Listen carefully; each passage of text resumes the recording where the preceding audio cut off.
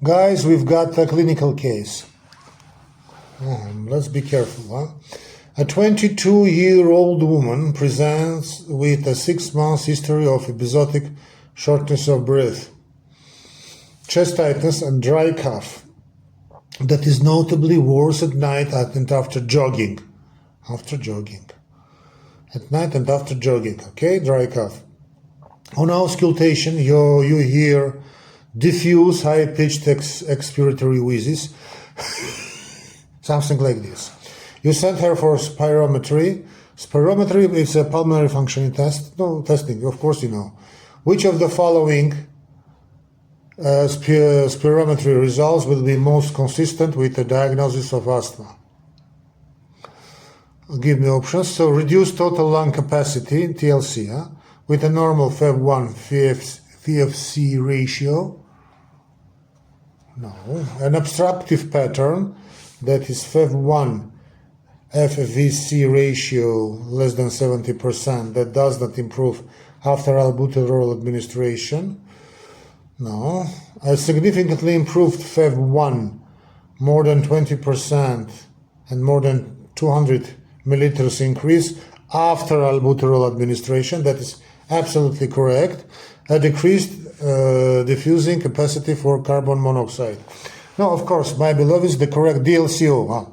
Of course, the diffusing capacity of carbon monoxide. No, it's not. It's not this point. Correct answer is significantly improved FEV1. That is numbers more than 12% and more than 200 milliliter increase with albuterol administration. That's absolutely correct option. This question asks the students to identify the single most important diagnostic feature of asthma on pulmonary functionary tests, reversibility. So this is the correct answer, right? Significant improve if FEV1. This is the correct option because the hallmark of asthma is reversible airway obstruction. So about the obstruction, inflammation, the bronchospasm causes the airways to narrow, which is seen on spirometry as a reduced FEV1. FEV is a forced expiratory volume in 1 second, and low FEV and low forced vital ratio, forced vital capacity, FVC ratio. So the reversibility, albuterol is, as we know, is a short-acting bronchodilator that relaxes the smooth muscle around the airways.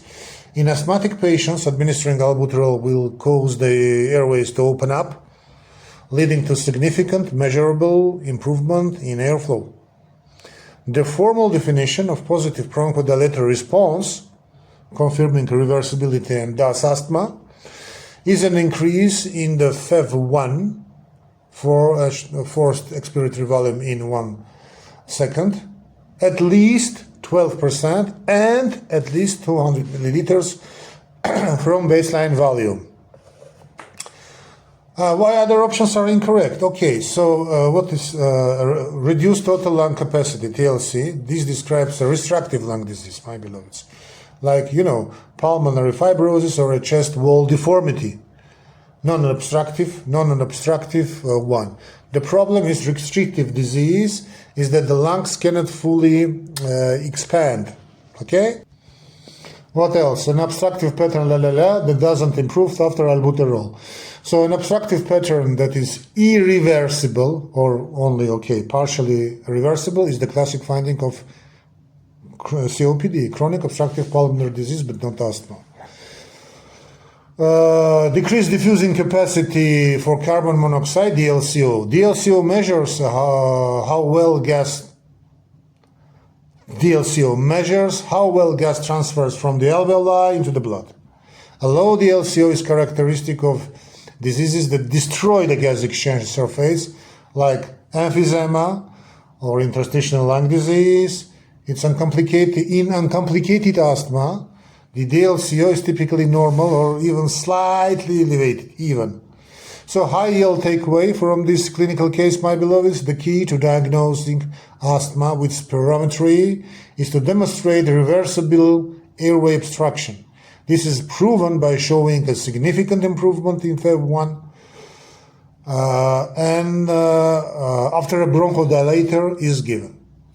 I suppose, is obvious. Okay? Get it? Good. Stay blessed.